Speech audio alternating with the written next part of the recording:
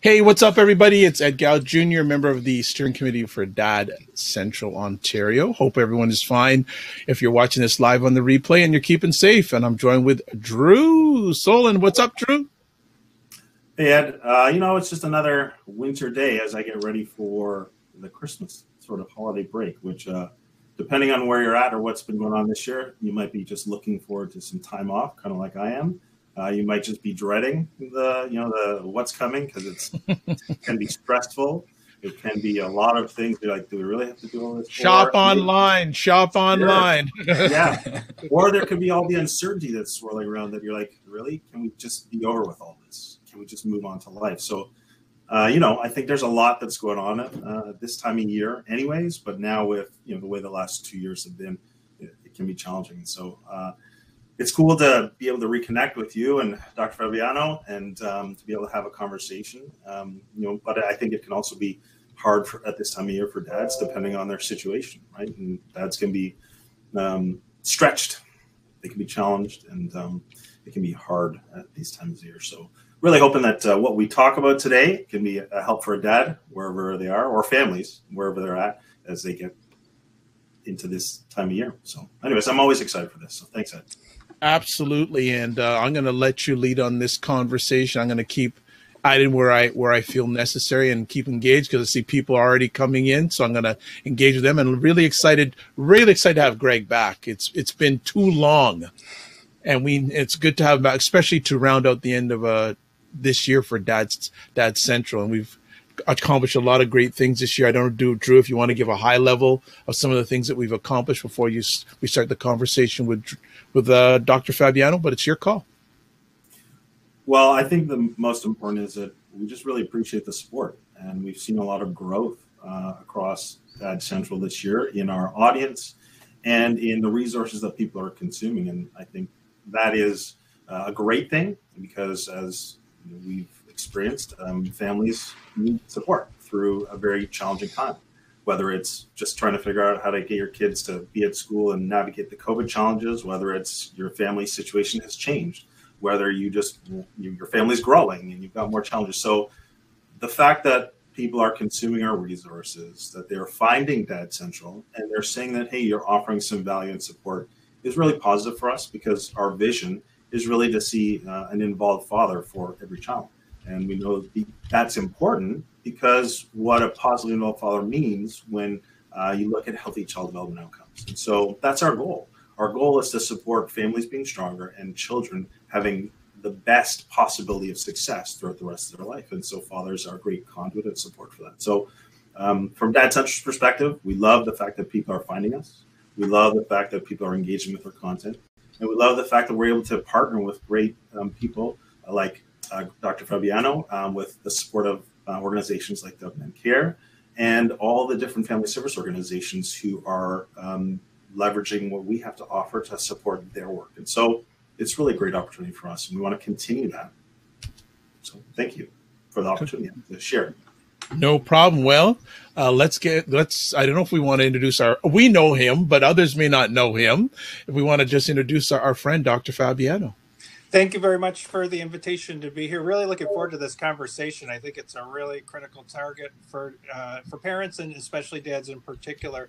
I'm a clinical psychologist by training. Most of my work focuses on supporting children where there may be an academic or behavioral challenge, either in the school or the home.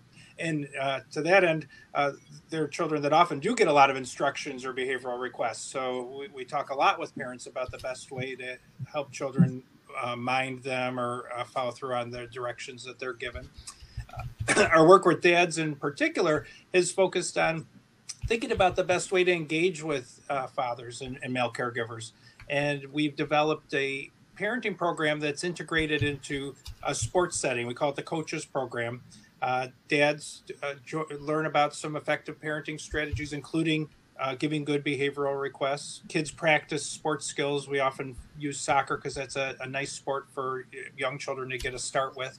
And then we put the dads and kids together for a game, and we ask the dads to coach the kids and to apply what they just learned. And so any of you that have been around any little leagues or hockey rinks or places like that, there are all kinds of opportunities to give instructions and tell kids what they're supposed to do, and we can help dads become more effective in their role by giving them a lot of practice in a fun recreational setting. So we talk a little bit more about that as we go along as well. Thanks for the invitation to be here. Good stuff. Drew, let's get it started.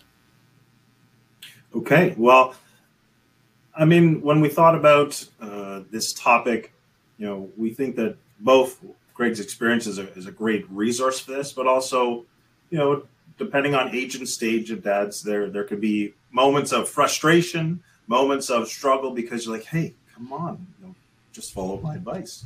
What's going on here? And I think, you could have a toddler and you're really struggling with that. You could have a teenager who you're like, oh my goodness, teenagers. And you, I think, Greg, you've got a couple teenagers. So again, your lived wisdom as well as your great experience will be perfect. So why don't we start with why do you think this topic is important for dads to pay attention to? I gave my thoughts, but what are your thoughts on why it's important for dads to pay attention to this? When we think about parents have a lot of tools, right? The attention that they give to their children, it can be used as a tool. We know that children really and teenagers really like to get their parents' attention. They come home with their art project and they're very proud to show it to their parents, or they might say, guess what happened to me today? So attention's a tool.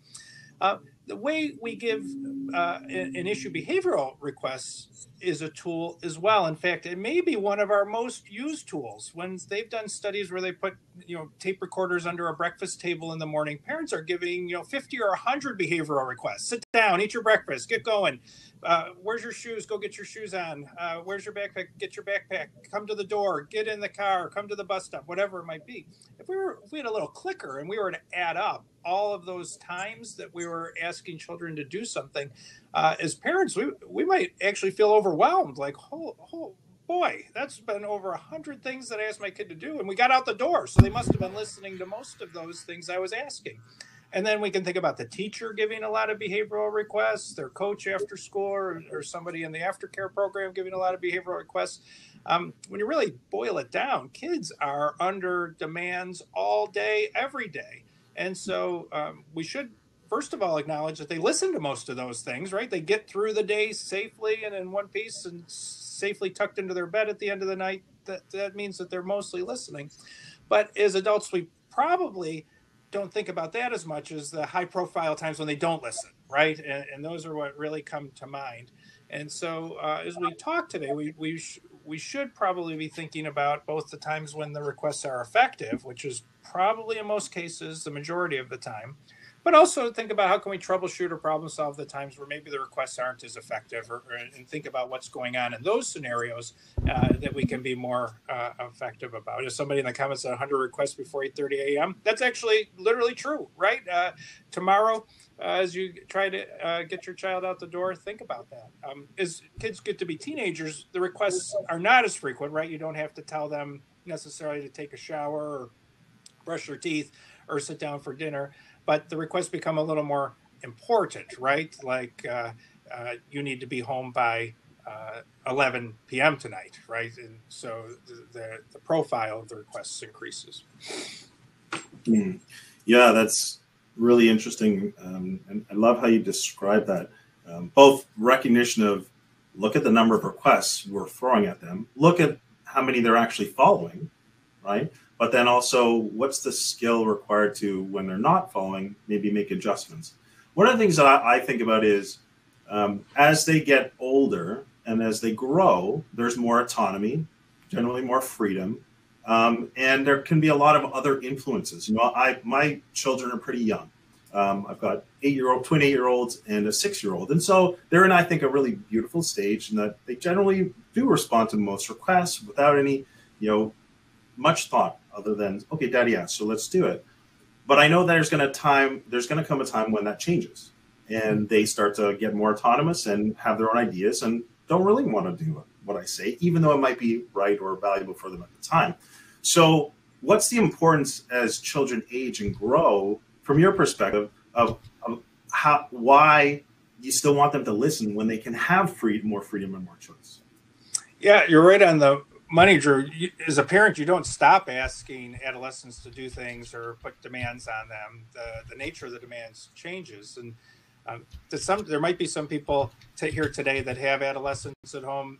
They might agree that adolescence is its own clinical condition, right? It's a very difficult to negotiate time within families. You have this push and pull of the, the teens still being pretty immature, yet really wanting their autonomy and independence, and being really, really focused on that and the good parts of that, but not thinking about the consequences of that, right?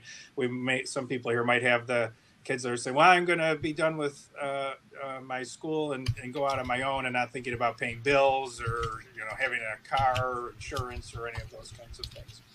And so one of the things that we think about with adolescence is that you really maybe have to do a little bit more of the mental calculus of thinking how many demands you're putting in place and then choosing your battles. What are the big things that are really important for my teens' safety or their long-term outcomes, or making sure they're successful in their academics. And then maybe there are things that are, lower tier behavioral requests. Like, it really annoys me that they put their dish on the counter instead of in the sink. And I don't understand why they wouldn't just make that one other minor step and rinse it out. But today I also had to talk about some missing homework assignments and say that they had to stay home from something else to get this homework done. And so I'm going to emphasize that behavioral request in a laser-like fashion. Once that's resolved, we can tackle this dish issue, which is not as big of a concern right now. And so choosing battles is something that's the discipline of being a parent, right? You really decide, these are the things that I care about the most, I'm going to focus on. These other things I still care about, but I'm not going to emphasize, because I know my child or now teen has a limited amount of resources available to focus on. And they're going to be mad at me because of this other thing. And if I start piling on with lots of behavioral requests, now we're going to be in an argument. And the unfortunate consequence of that is that the teen will be so happy to argue, because now they don't have to do any of the things you ask them to do, right?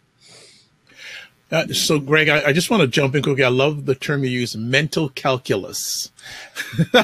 I think you should trademark that one when it comes to parenting, or write about, the being a dad and doing mental calculus. And maybe, I think that's a whole blog post or commentary in itself. Yep. Planning ahead and thinking about our parenting is something most of us don't do, right? It doesn't come naturally to any parent. And there may be certain situations where you do want to take the time to, almost like as a parent, play chess, not checkers, right? Think about how all these moves that are coming are going to translate into positive outcomes for my family in the long run. Or am I painting myself into a corner right now to win this small battle right now, but I'm going to lose the game because now I've lost, my voice is not going to be received well from my teen, because they're still going to be resentful about this other thing I did earlier. Drew, go ahead.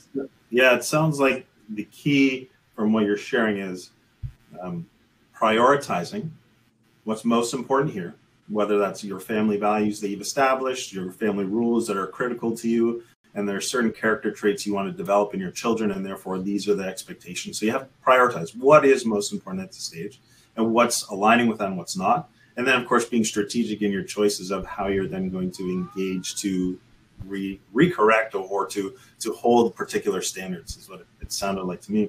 One of the thoughts that I have is, I know that as technology has exploded and there's all these different influences that children can have as a result of technology, one of the things that I get concerned about is what influences are going to be pulling them away from maybe those core elements of our family values or our expectations around particular behaviors, and how we hope that they would pursue their life to be as successful as they grow as possible.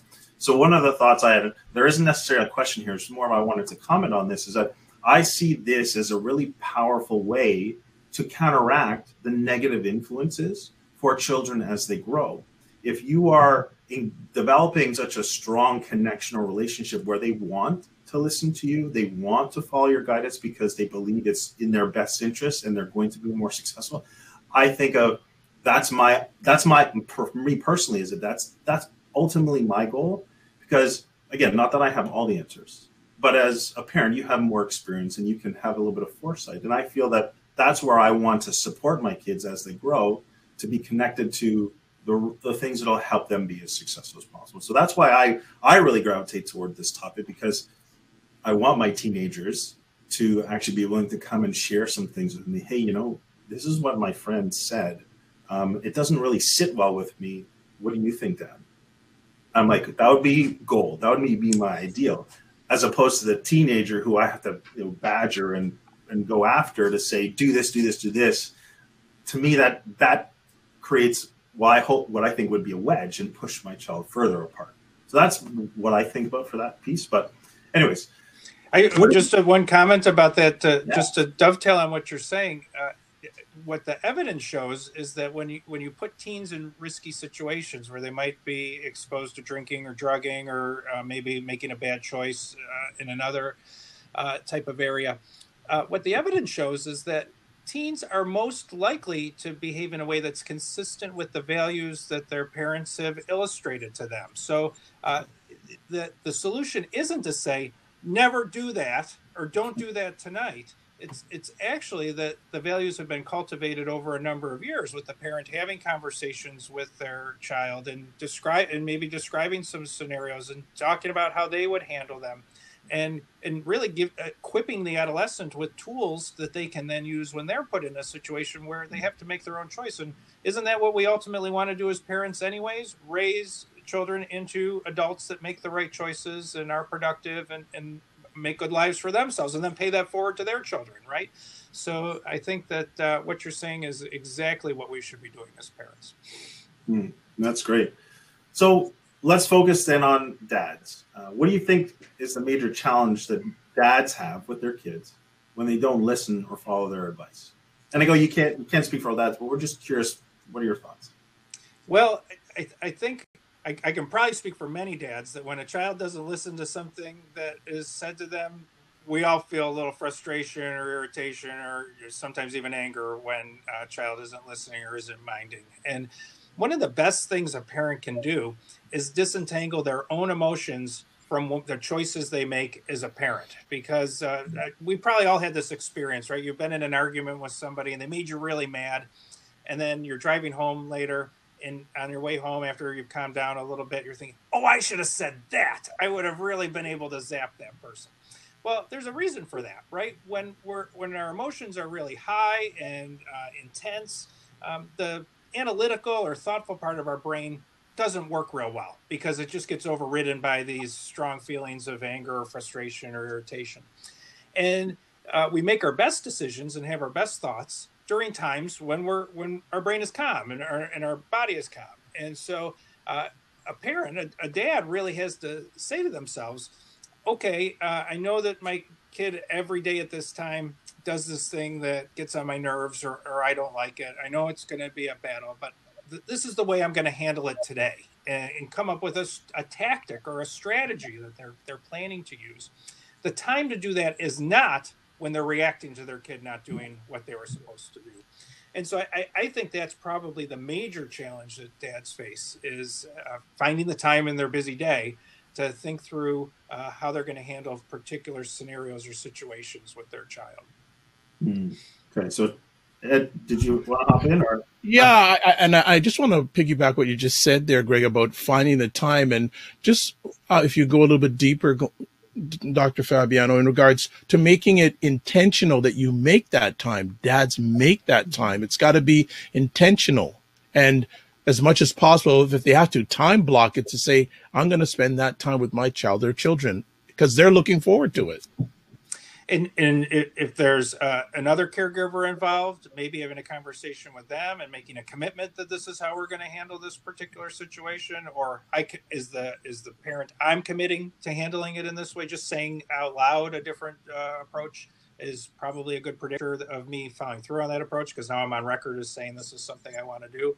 And if you don't have another caregiver available, just like what you're saying, Ed, make some time. Think about it. We think about lots of things all day. Parenting is maybe the most important thing we do. It deserves the time to think through how to be really intentional in what we're going to do in our approach to our children. Okay. Drew, yeah. We have a question. Do you want to save our questions to the end? I'd like to pick up on one thing here, and then maybe we can move to the question after that. Sure, because it's relevant in regards to parenting and teenagers. But get your question first, and we'll follow up with it. So it sounds like clearly the intentional approach to plan how you're going to respond is very critical for dads because of the challenge of disentangling our emotions, which people commenting in the chat, that seems to resonate for them, which is great. So what's the skill or skills that dads can cultivate or practice to be able to do that once they've built their plan? Because a plan is great. I think it was Mike Tyson who said it,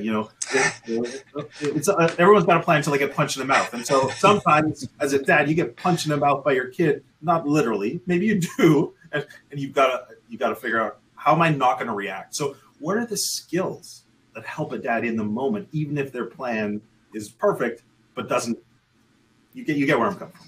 So one of the most straightforward skills relates to the way we create behavioral requests for children. So and this was discovered back in the 1970s in the state of Georgia in the U.S. There was a researcher who would have parents come into his research laboratory and play with kids. And they were 4-year-old kids, young kids that get lots of behavioral requests. And they would be behind a one-way mirror, and they would take a look and see what was going on as the parents were playing. And at some point, they'd ring a buzzer and say, okay, now have your child clean up. And they would have their clipboards, and they would record every statement that the parent made to the child. And then they would record whether the child actually followed through with that statement or not. And what they found out after looking at lots and lots of parent-child interactions is that there was a whole class of behavioral requests that were ineffective. They almost never resulted in compliance. And then there was a class of behavioral requests that got 80 to 90% compliance every time they were issued. And in the bad requests, these probably will ring true to the people that are listening today.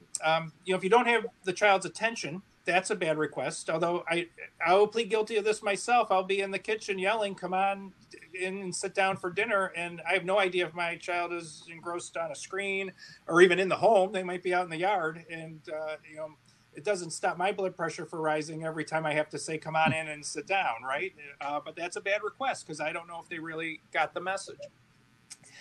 They call chain requests, like come into this room, pick up the clean laundry basket, bring it into your bedroom, put all the socks in the sock drawer, put the underwear in the underwear drawer, put your t-shirts in the t-shirt drawer, return that basket down to where it goes, and then when you're done, line up your shoes at the door, right?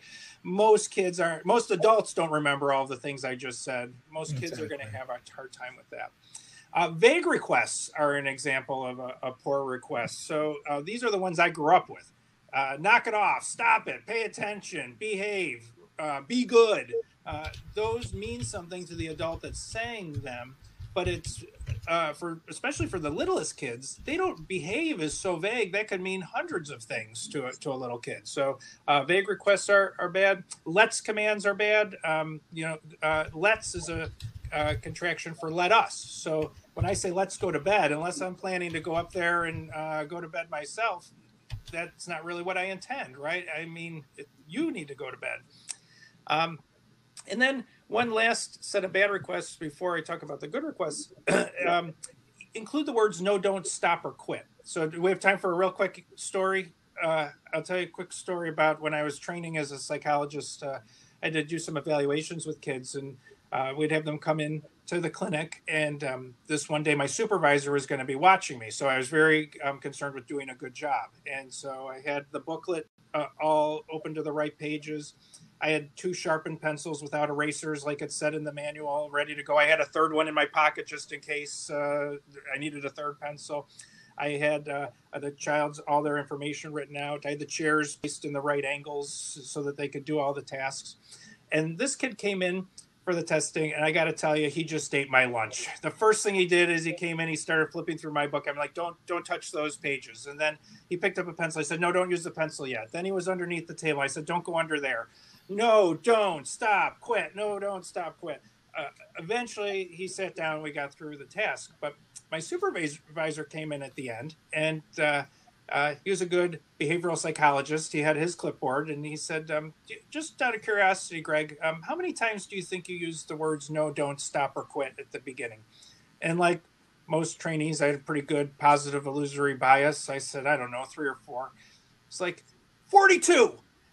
And I said, oh, wow, that's a lot more than I thought. And he said to me, what did you really want that child to do? And I said, well, I wanted him to sit down so we could get started. And he said, well, do you realize you never once told him what you wanted him to do? You just told him all the things he shouldn't do when he was in this room. And that was a good lesson for me, that I'm now an optimist about kids. If I tell them directly what they're expected to do, they almost always follow through. And so when we think about good requests, we get the kids' attention. We give them one step at a time. They're behaviorally specific. So instead of behave, it might be something like, well, I run to the store. You're not allowed to have any friends in this house, right? That maybe that's what I'm thinking about behave means. So I say that. I say it directly. Limit the instructions to the present and issue them now this is hard for polite society.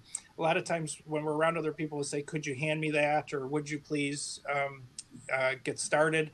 When we talk to children, they actually do better if we issue behavioral requests as command statements, right? Turn off the TV now, right? Rather than don't you think it's time for bed, is a much more effective command, gets us to where we need to go more quickly. And also doesn't suggest to the child that they have a choice, because most of the times when we're making a behavioral request, we're not implying a choice, right? We're expecting something to happen. So I guess that was a bit of a long-winded about the tools, but those are the characteristics of really so if everybody were to do some self-reflection, if you're like any parent, you give some of these poor or ineffective requests all the time. We all do that. It would be thinking about how can we tweak the way requests happen in everyday life to have more of these positive, straightforward, effective requests. Cool. Fantastic. So it's really great to hear the specificity, the requesting what you want, as opposed to the no, don't stop. I remember I wrote an article about that because I felt very no, don't stop corrective for like a period with my kids when they were pretty young. And I was like, this just does it takes the joy out of parenting, truthfully. It was really hard. So I've learned that process the hard way. So I think if you're a dad out there listening, this is really critical, the specific request. One of the thoughts that came to mind as you were sharing that, though, is what about in those moments? So it sounded like that experience is things are good. You just have a request. You want the child to move to what's next. What about those moments when the child's in the midst of disruptive, challenging, hard behavior? How does this change, or what are your thoughts on what a dad can do in those moments to come from the term might be a dysregulated state to come back to a more regulated state as far as the child's behavior?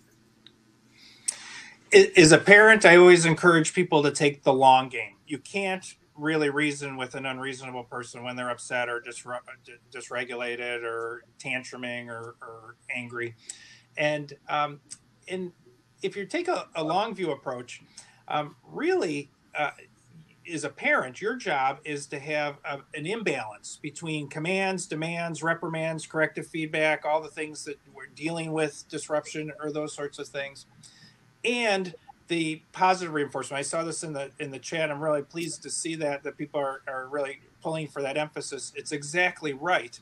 Commands work better if they're in an environment that's warm, caring, nurturing, attentive, fun, interesting. And so if a parent finds that they're in this role of, like what you're describing, no, don't stop or quit, that's a little bit of a warning that the other times during the day maybe aren't enriched or attentive enough that my child is learning that there's a contrast between, this time where I'm feeling really positive or even neutral, and where I'm feeling put upon because I'm getting all these requests. And what happens to children is if they're feeling like someone's always on their case, well, eventually I might as well just get my money's worth and not do anything, because they're just going to have another one of these commands in a moment right after I do this thing. So part of effective parenting really is being mindful of, I got to have a really positive, nurturing, caring environment first.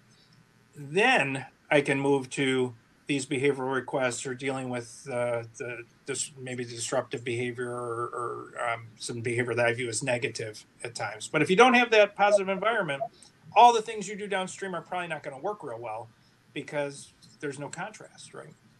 That's great. Ed, I want to turn it over to you. You had a question, and I neglected Well, it. yeah.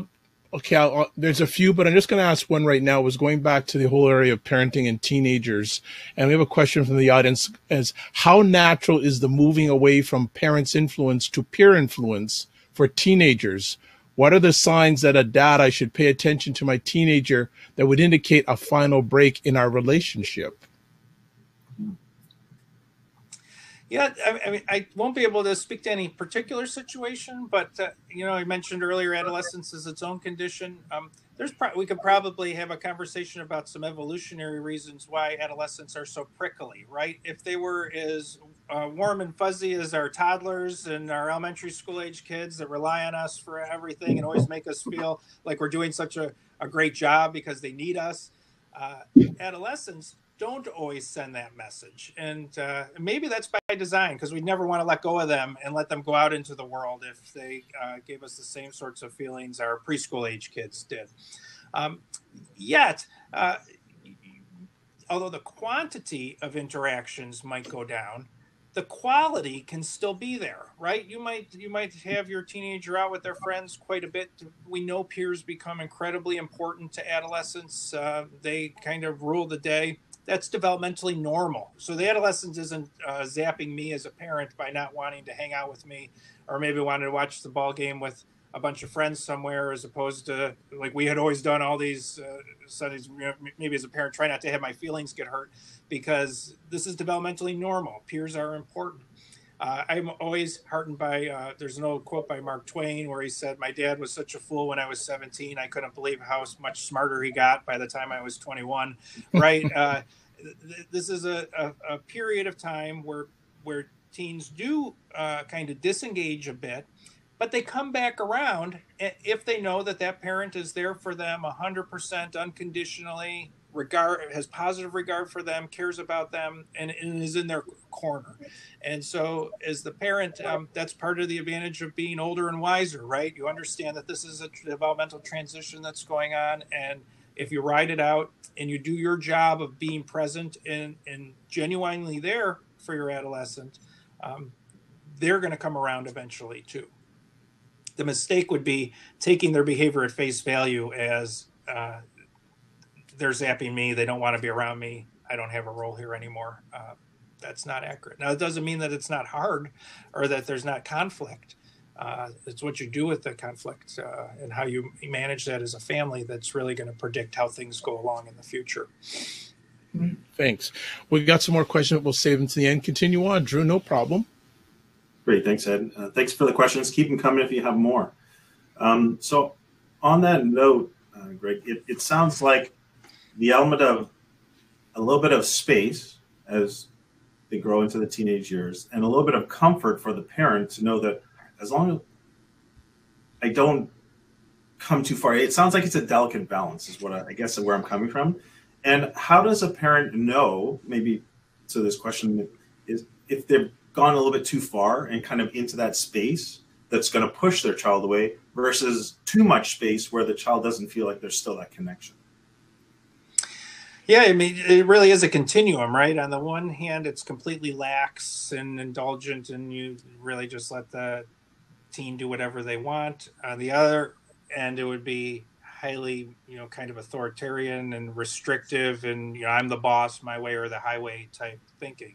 I think you're right. You have to try to figure out where the middle ground is for the family that works the best. And all kids are originals, right? There are some teenagers that are going to need more structure and more monitoring and more oversight of what they're doing, where they're going, who they're with. On the other hand, there are some teens that are mature enough that you can trust them to make some decisions, and maybe you've seen evidence of them making good decisions already. All teens make mistakes.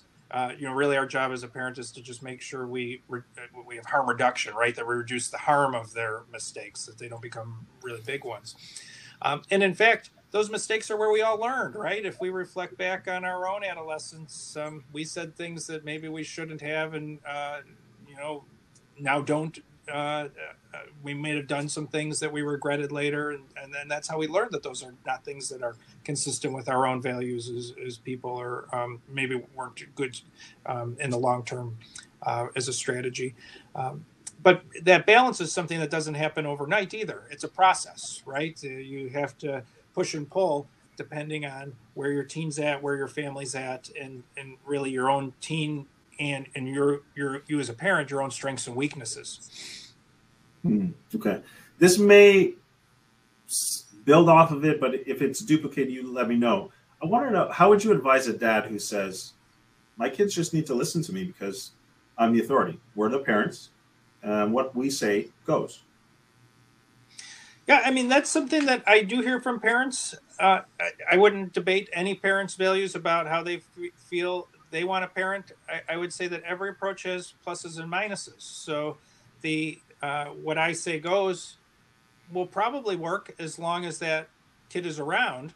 But one cost of that would be that there was never a relationship developed, right? If they weren't really having some regard for your child's point of view, even if you disagreed with it or you didn't intend to go along with it, just listening to what they have to say carries some of the day, and that listening is an investment for them talking to you again in the future, and again in the future, and then over time, now you have a relationship where there is a conversation about what's going on. I think most parents would say that's something that they want in their relationship with their child eventually.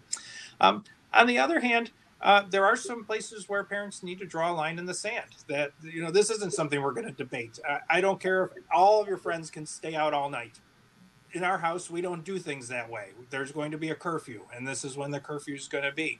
That goes back maybe to choosing your battles a little bit, and deciding where your family is going to say, this is, as a parent, I'm making this choice, and this is the way it's going to be. Whereas there may be some other places where there's a little wiggle room. Okay, well, maybe on the school night, you're saying you want to stay up a little later. Yeah, I'm okay with that. Your grades have been good. I'm all right if you push your bedtime back. The other thing, if a parent says something like that, like this is what I'm going to say, I would encourage them to maybe not just use it as a power trip tool, like I'm the parent and I'm going to say this and that's it. To have more of a conversation, and in some families, they even create up some behavioral expectation contracts where it is a conversation, but the net result is, here's what we've agreed upon is going to be the way that this particular sort of situation runs, and even the task of the parent and teen signing their names at the bottom is an important part of that they're both agreeing that this is what we're going to do going forward. And most people won't sign their name if they really were just going through the motions and don't agree. So if it is a case where there's a little more conflict or a little more static or friction between the parents, that can be a tool that parents can use to make it more of a formal agreement, as opposed to just a finger wagging and then the teen rolling their eyes or talking back, and now it becomes a conflict and ultimately doesn't move the family forward. Okay, that's great. I want to go back to something you said in the start of the answer where it talked about listening, and where I'm coming from is that there's quite a few ways we can listen or at least demonstrate that we could be listening. And I wanted to, if you could share a little bit about the value of that skill of listening, especially when it relates to helping our children as they grow with their own emotional regulation. You talked about dads and one of the importance of being able to disentangle our own emotions in the moment. So hopefully good modeling there, but then helping our children in the process of listening to then able to recognize and maybe even disentangle their own emotions in the situations, so that then they could also follow your guidance after you've listened. Could you talk a little bit about that process and what you think in terms of its importance or value? Yeah, when we go to Parent Academy, listening is not always something that's at the top of our list of things we want to learn, right? We want to learn, how do we deal with the misbehavior? How do we get our kids to mind us better? But if you ask my own children, I could never be a referee because I'm completely unfair, right? Every decision I've ever made is unfair. And I often, my impulse is to try to debate them about why I am not unfair, right? Actually, this is fair, or this is reasonable.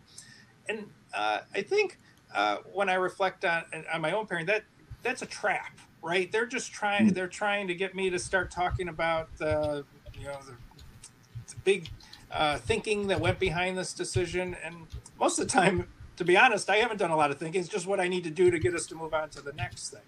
And so, if we're to use a skill of listening, there's actually a technique called reflective listening, where you just repeat back to the person what they've said. So if my child says, "This is so unfair," now I say, "So you don't think this is fair to you at all?"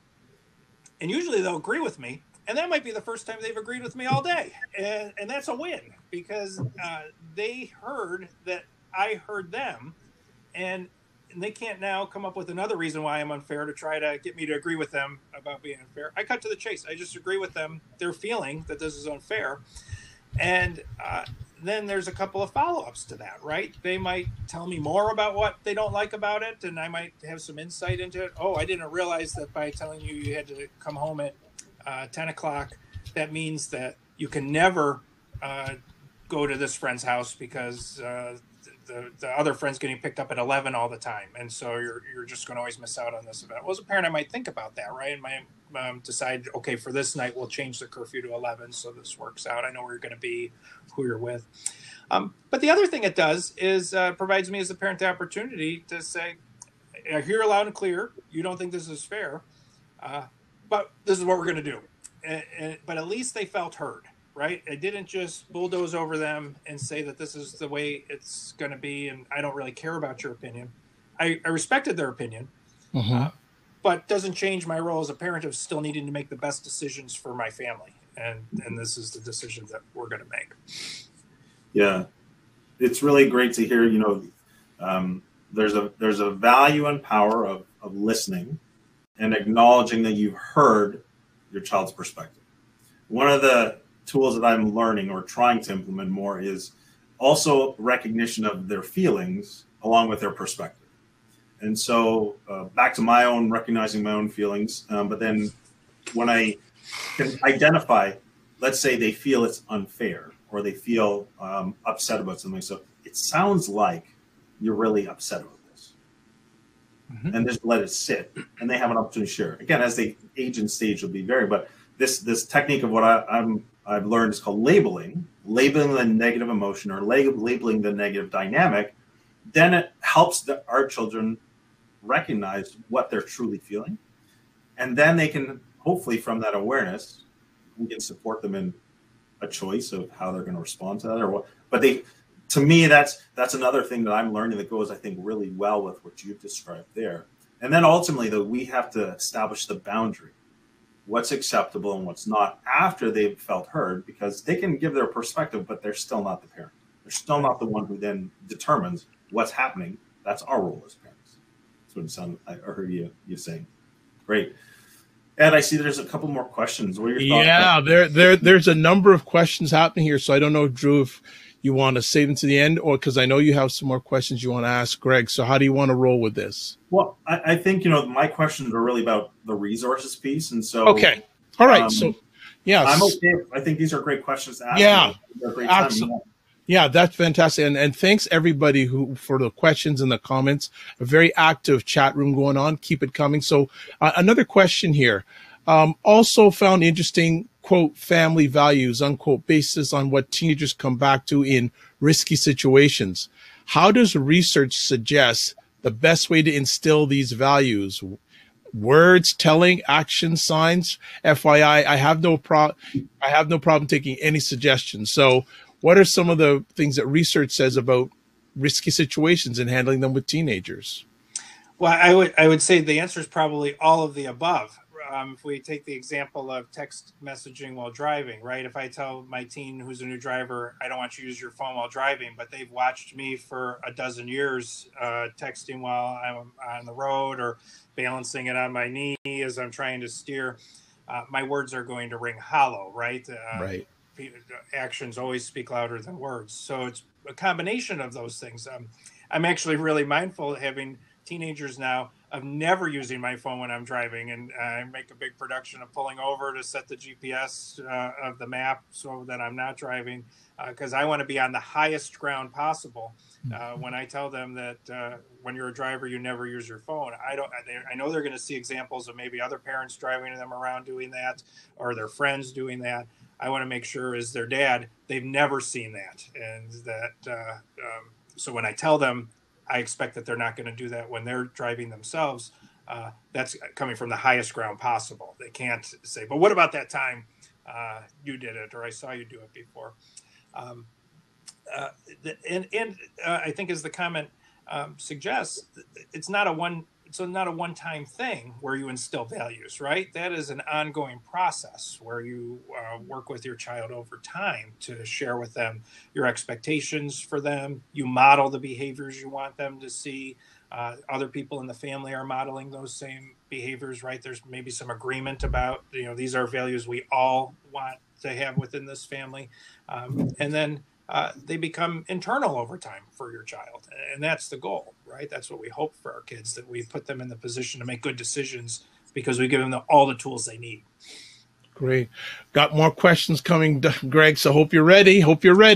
Got another one here from a viewer here. I get challenged when I do tweak my requests, and my son simply does not respond because he is engrossed in what he is doing, or as I sometimes put it, traveling to the castle of the mind. How do I get him to respond? I love that term, castle of the mind. So that maybe means breaking down whatever's happening in that situation, and the first request would be to elicit the attention of the child. So if there's a television on, or there's a screen involved, or they're in an area of the home where there's a lot of commotion, maybe from siblings or that sort of thing. For the really little ones, the 3 or 4-year-olds, you might even have to tip their chin up so that their eyes are looking at you when you're going to talk to them. Because they just haven't, young children haven't had as much practice in following behavioral requests as we have. I mean, reflect on your own life. It's probably in the zillions, right? How many times have people told us to do things and we've just done it? Little kids don't have that much practice, and therefore their mental schema of how I deal with this particular social situation is just not as strong or as sophisticated as adults. And so you might have to break it down to look at me. That's the first behavioral request. Now I have the eye contact. Now I'm going to say, come with me to this other room in the home, and they got to follow you in there. And then you say, put your Legos in the tray, right? So for an older kid, you can just say, put your Legos away. For a really little kid or a child that maybe has some attention or behavioral challenges, you might have to break it down into those micro steps to get the results you want. All right, good stuff. I'd like to pop on and add to that as well. One of the ideas that we've applied is this way of getting in your kid's face in a very friendly way. And so sometimes that means me physically moving my location to be in their face positively, though. So with a smile, with a laugh, with a looking in the face, hey, how's it going? Just a simple. And so getting their attention that way, and then applying that but for me, I've found the most effective is to take myself from where I'm at and put myself into their situation. There's a couple of techniques we've used. This idea of collecting. You're collecting the child. You're bringing them into the fold, and you're doing it in a warm, engaging, positive way. Right. There's also the idea of play. So if they're non-responsive and if they're kind of in a little bit of an attitude, it can be hard to break that down with just the positive in their face. Sometimes play for my younger kids works great, right? Whether that's a silly voice or it's turning it into more of a game can disarm some of that resistance that comes. And then from that place of connection, we can move into the place of instruction and moving to the next place. So I found that to be really helpful in those younger ages. Again, don't know how old Clayton's children are, but that's helped me. I really like that example. I was just thinking, if I have to ask a coworker to cover a shift for me or something like that, I don't just go in there and say, cover this shift for me next Friday at 5:00, right? I go in, I talk with them a little bit, I interact with them, ask them how they're doing. Then I make the request. We give a lot more allowance in this kind of positive, friendly approach is more common when we work with other adults, not so much with kids, right? And the same principle should apply when we're thinking about asking a child to do something that might be difficult or not preferable for them. That you go in and have a conversation and an interaction that leads up to the request, as opposed to the finger waving before you even get through the door, telling them what to do. Really good point. Nice. Another question here. I am a solo dad. My son's mom lives abroad and has chosen to disengage. I feel that though I am doing double duty as a parent, but recognize I simply cannot be two people. How to compensate for the lack of another parent without overcompensating, overdoing it, helicoptering? I mean, ultimately, as parents, we can only control ourselves, right? We can only deal with our own behavior, which we're in control of, and we know that is often sufficient and enough for kids. That if we're doing our best and we're showing true care and love for the child that we're working with, that is enough if they can count on us. I can't speak about any specific situation, but ultimately, I think the answer is you have to play the hand you're dealt, and you have to make that hand work because the child is counting on us that we are going to make it work. I don't know if Drew, Ed, you guys have any thoughts about that. I have one thought in particular. Part of my role as a coach is really working with mindset and how our thoughts impact our ability to show up.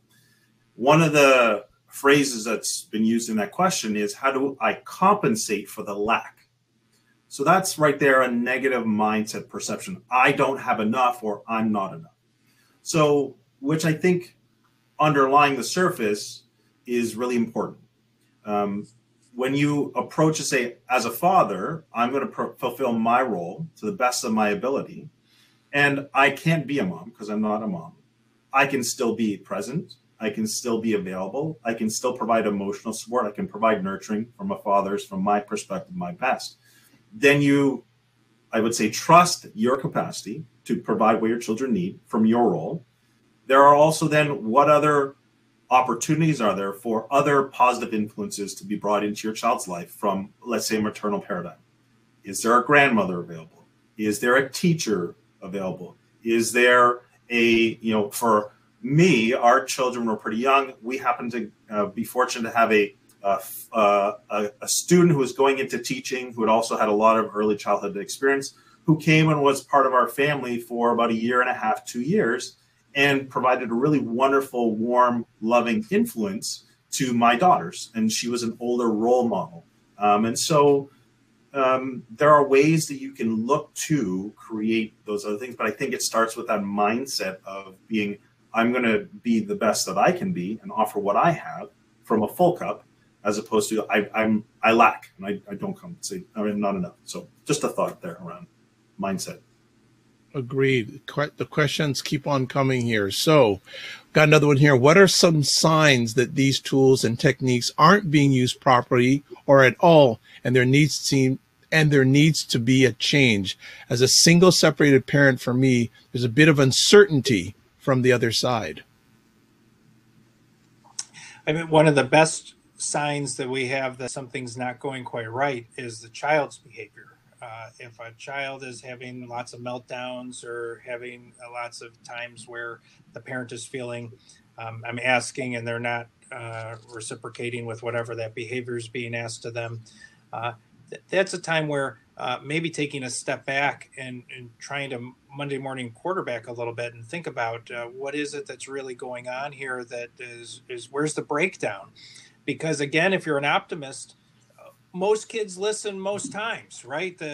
And most kids are successful when they try these things. So is the developmental level of my requests too high? Am I asking too much of my child given what they're capable of right now? Am I focused too much on the negatives, the no, don't, stops, or quits? Am I not spending enough positive time with my child that they really feel invested in listening to me when I'm asking them to do something maybe they don't prefer. Those are all things that you might want to click through as a parent and try to think about, well, where's this breakdown happening? The other thing is thinking, also reflecting on your own feelings of yourself. Are you feeling like you're using these requests effectively? Are you feeling like you have the right supports to make sure that you're not always relying on last minute reactive parenting strategies, which we know don't work as well? Do you have the time, like Ed was talking about earlier, to really be thinking about these scenarios or situations and thinking about how you want to handle it in an effective way? Well, we're coming to the end of the hour here, but I'm going to hopefully we'll get 2 more questions in quick, but really love the engagement that's happening today. Everyone who's watching this, great questions and great interaction. I have a question here. How do you make a very important concept as don't hit your mom stick? My 4-year-old hits his mom in some instances. I'd like to be able to tell him that this is not acceptable under any circumstances. So for little kids, house rules are really effective. So and house rules are usually about, we might have something like take your shoes off when you come in or something like that. It's kind of an expectation. When I'm talking about house rules, I'm talking about things that there would usually be a consequence for if you did it. So, hitting, keeping your hands or feet to yourself, maybe cursing or swearing in the home, maybe breaking something on purpose. Those might be things that there would be a consequence for usually. And the time to talk about that is not after it happened. It's the time to talk about it is before the chance for the behavior happens. And so even with a 4-year-old, you can sit down and say, this is a rule. You have to keep your hands and feet to yourself. And I would phrase it positively, not don't hit. Keep your hands and feet to yourself or be respectful of others or something like that. And even for 4-year-olds, explain what is going to happen if that behavior occurs. And usually some sort of privilege removal or some sort of brief timeout. Doesn't have to be long, actually. For 4-year-olds, even timeouts of like 3 or 4 minutes are effective. Some sort of consequence immediately afterwards. And then it's over and they're right back into the, caring, nurturing, loving situation again. Over time, if that's what's carrying the day, they're not going to want to be in that situation where they're missing out on a privilege or something or the positive attention from the adults. And so you can start to have those behaviors reduce over time, hopefully. All right. I'd like to add on to that as well. It's very valuable. In that age and stage, children, I think, are really the emotional regulation piece isn't there. Right, they're ruled by emotion up until about the age of 7 when they start to, get a little bit more of the logic and reasoning part of their brain develop. And so, as a 4-year-old, they can understand the principle and the expectation, but their emotions still rule their behavior. And so, the idea of what's the emotion underlying this behavior that the child's exhibiting, and so that's where I think the idea of if the behavior continues, having this idea of engagement in terms of it seems like you're upset or it seems like you're angry at something. And then you prompting the child to begin to gain an understanding of what's going on. And the more that the child, I think, begins to feel understood, and you can also preemptively see the child getting to that stage where they might go to hit somebody, you can say, oh, it seems like you're getting really upset again. You can cut it off at the pass, addressing some of the emotion that might be contributing to the behavior. And then, of course, with the knowledge of the consequence, those are a great, I think, 1-2 punch. Expectation established, but also engagement in the moment of the emotion that's driving this behavior. And I think most kids want to behave. Most kids also tend to understand that's not good to hit the mom or hit somebody else, yet it's their emotion that's driving them to do it. So getting to the root of that as well. It's a skill. It's taken me a long time to learn that. And in the moment, it's very hard. But I'd say that's a great combination with what you should. Excellent. All right. Last question. Just going to fit this last one in. For newborns to toddler ages, what behaviors could I train to ensure they're behaved without leaving them feeling like they're being squelched? Good question.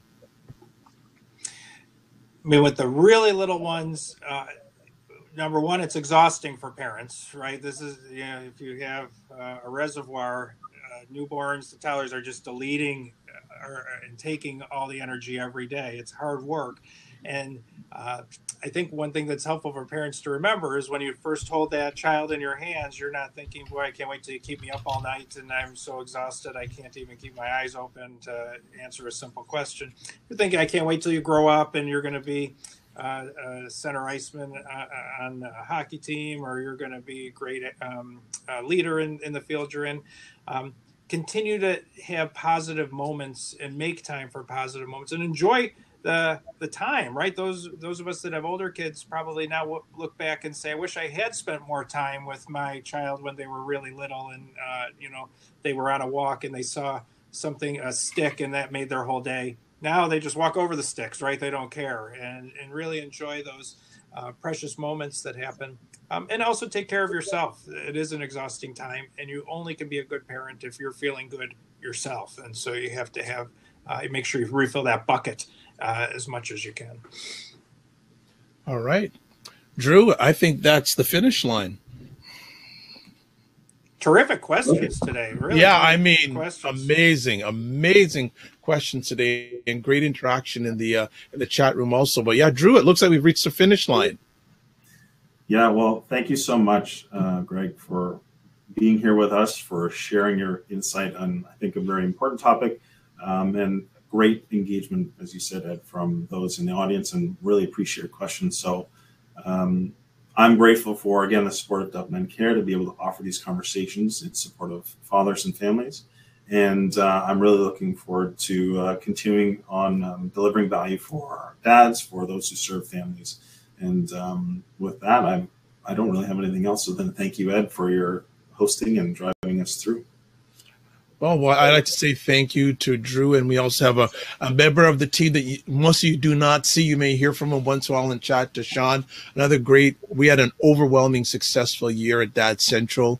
Our engagement with fathers and families and individuals that work with fathers went through the roof this year. So it's been a great year, and we're looking for even better things to come forward. And I would just say, if you're a dad, or if you're doing parenting, or you're a person who helps in this area, remember to give yourselves grace and have a great holiday.